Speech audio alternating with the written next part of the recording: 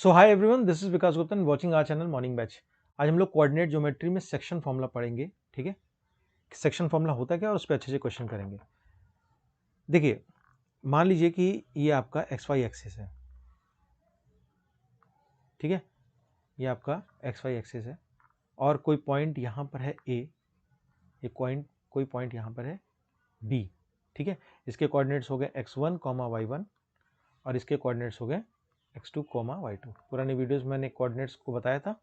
ठीक है, तो ये सपोज कर लीजिए कि ऐसे लाइन ज्वाइन है। क्लियर। अब सपोज कर लीजिए कि कोई एक तीसरा पॉइंट है P जिसके कोऑर्डिनेट्स x, y। ठीक है, ये पॉइंट इस AB पे लाई कर रहा है।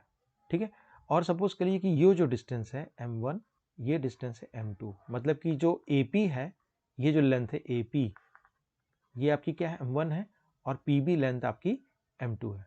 क्लियर।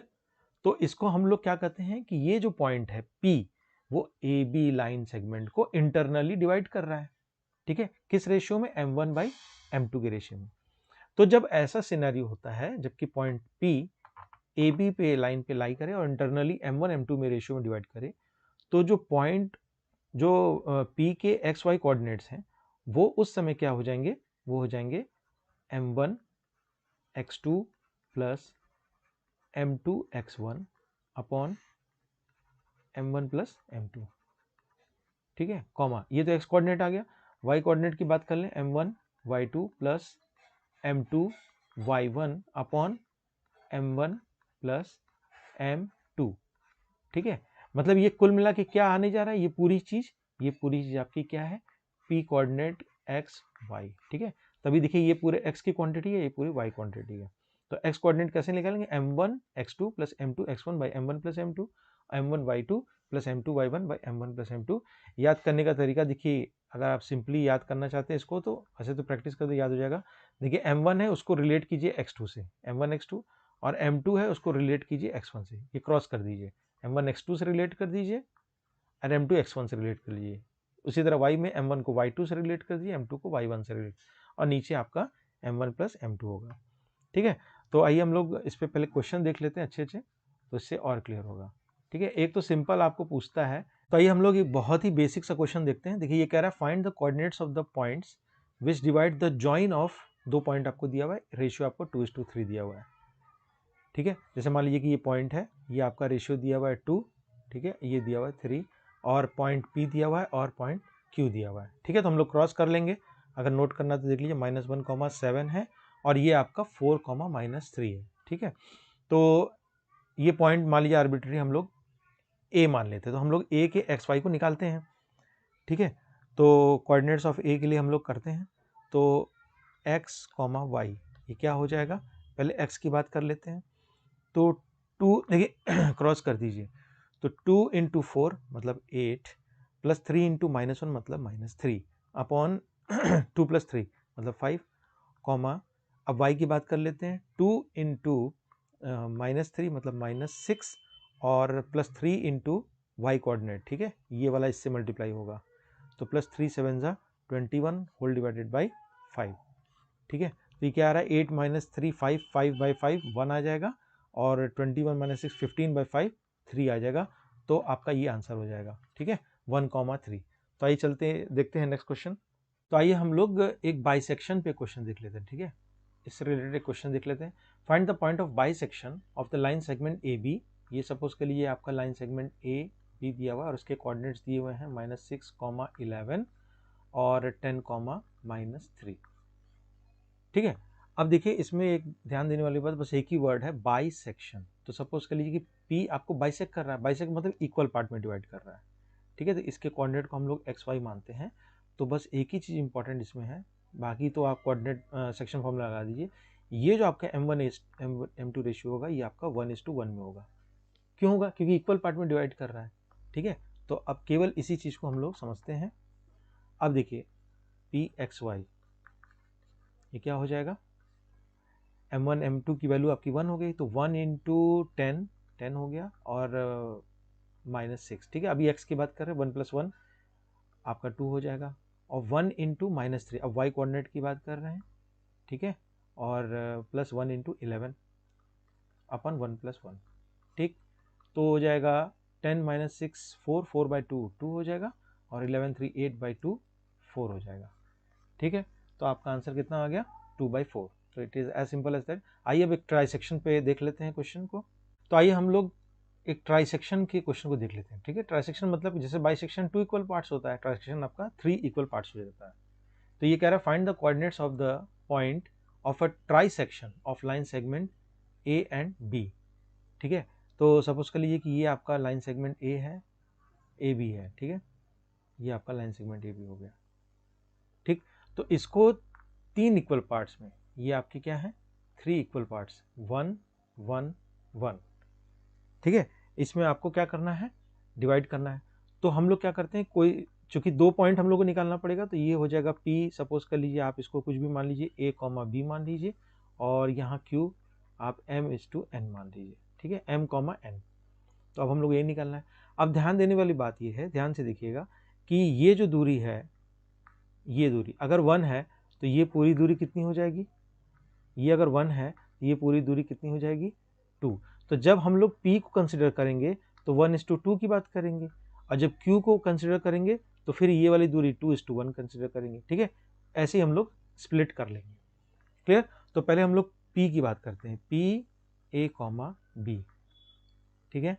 अब यहाँ ध्यान दीजिए कि जब हम लोग P की बात करेंगे तो ये पूरी दूरी जो है मतलब M1 वो 1 हो जाएगा, और M2 की वैल्यू मैं यहाँ लिख दे रहा हूँ, M1 की वैल्यू कितनी हो जाएगी 1, और M2 की वैल्यू कितनी हो जाएगी 2 हो जाएगी, ठीक है।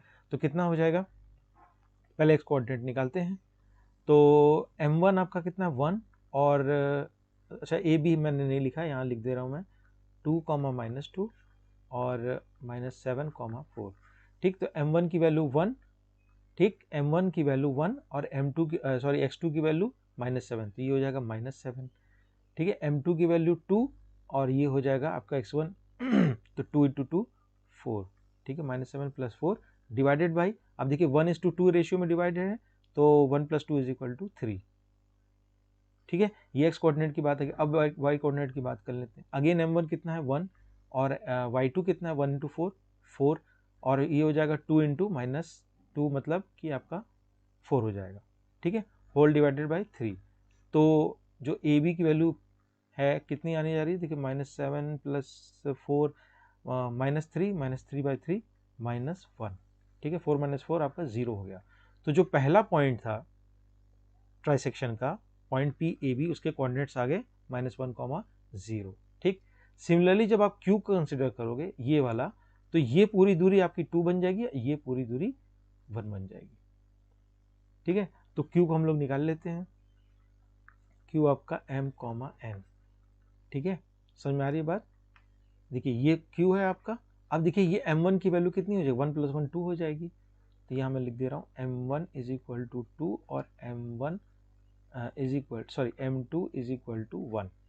तो 2 × क्या हो जाएगा M2 मतलब -7, ठीक है, और प्लस M2 कितना 1 × 2 1 × 2 होल डिवाइडेड बाई, अभी भी वही रहेगा 1 + 2 3, ठीक है। और फिर देखिए M1 की वैल्यू कितनी भाई 2, तो 2 × Y2 मतलब कि आपका कितना हो जाएगा 8, और प्लस 1 × -2 होल डिवाइडेड बाई 3, ठीक है। तो ये कितना हो जाएगा 2 × 7 = 14 -14 + 2 आपका -12 12/3 कितना हो जाएगा -4, और 8 - 2 6 6/3 कितना हो जाएगा 2। तो आपके कोऑर्डिनेट्स क्या आ गए, दो आपके आंसर आएंगे, एक तो P आएगा -1, 0, और एक आपका Q MN की जो वैल्यू आएगी वो हो जाएगी -4, 2, ठीक है। अब एक और बढ़िया सा क्वेश्चन देख लेते हैं जिसमें हम लोग किसी अननोन वेरिएबल को निकालेंगे कोऑर्डिनेट सेक्शन फॉर्मूला को लगाते हुए। तो आइए हम लोग ये क्वेश्चन देखते हैं। देखिए इसमें थोड़ा सा डिफरेंट आपको पूछा है। देखिए इसमें क्या पूछा है आपको, फाइंड द रेशियो पूछा है in which the Y axis, दो इसमें इंपॉर्टेंट चीज है, in which the Y axis divides the line segment joining the points this and this, ठीक है। मतलब मान लीजिए कि ये आपका ए है, ये बी है, तो ये कोई पॉइंट है, ठीक है, और ये जो पॉइंट है ये आपका डिवाइड कर रहा है किसी रेशियो में, वो आपको निकालना है, ठीक है। और ये इटसेल्फ क्या है वाई एक्सिस है, ये आपकी क्या है वाई एक्सिस है, इस पर पॉइंट न देके बता दिया है कि ये वाई एक्सिस है। ठीक, तो वाई एक्सिस के लिए क्या आपका कोऑर्डिनेट रहेगा, उसमें तो एक्स कोऑर्डिनेट हमेशा 0 रहेगा और ये कुछ वैल्यू होगी, चलिए सपोज कर लिए m, ये तो पूछा नहीं है, इसको भी हम लोग निकाल लेंगे। ठीक है, तो पहले मेंशन कर दूं मैं, ये है 5, -6 और ये है -1, -4। तो रेशियो पूछा है, तो रेशियो सिंपल आप क्या मान सकते हो, ठीक है, कुछ भी रेशियो लिख सकते हो, A:B, लेकिन अगर आप 1 एक पार्ट कर दोगे तो ईजी हो जाएगा कैलकुलेशन में। ठीक है, तो सपोज के लिए हम लोग मान लेते हैं, चलिए K:1 मान लेते हैं। ठीक है, रेशियो आपका K:1 यही निकालना है। K इंटू क्या हो जाएगा, -1, K इंटू -1, समझ में आ रहा है ना, ये वाला आपका मल्टीप्लाई हो रहा है इससे। ठीक है, M1 X2, तो K इंटू -1 और +1 इंटू ये वाला इससे हो रहा है, तो +1 इंटू 5, ठीक है, अपॉन K+1। अब देखिए दूसरा भी आप निकालने को निकाल सकते हो, लेकिन इसमें पूछा नहीं है, आपको रेशियो बस पूछा है, तो K हम लोग का आ जाएगा।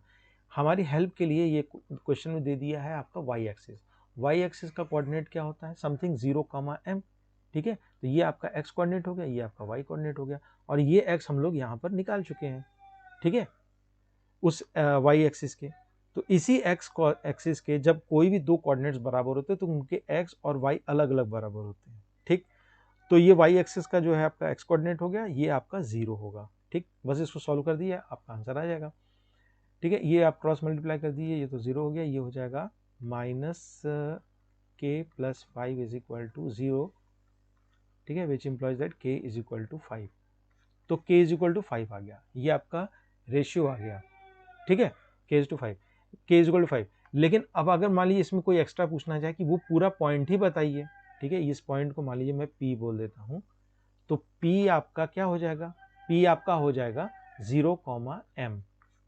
ठीक है, तो 0, m मतलब कि ये तो 0 हो जाएगा। m देखिए कैसे निकालोगे, आप वही K:1 लगा दोगे, लेकिन इस बार y वाले में। ठीक है, तो K मतलब 4 इंटू सॉरी K मतलब 5 इंटू -4 मतलब -20 हो जाएगा, और 1 इंटू -6 हो जाएगा, और डिवाइडेड बाई K+1, तो 5 + 1 इज इक्वल टू 6 हो जाएगा। ठीक है, तो ये क्या आने जा रहा है, 0 हो जाएगा -13/3। ये आपको क्वेश्चन में पूछा नहीं है, लेकिन ये भी आप कोऑर्डिनेट निकाल सकते हो। तो ये बहुत ईजी हो जाता है, कई तरह के क्वेश्चन पूछते हैं। क्लियर, तो आज की वीडियो में बस इतना ही। Thank you for watching. Video helpful लगा हो तो लाइक शेयर कर देना, वीडियो चैनल पे नए हो तो सब्सक्राइब करना मत भूलना। मिलते हैं नेक्स्ट वीडियो में एक नए टॉपिक के साथ। Till then keep learning.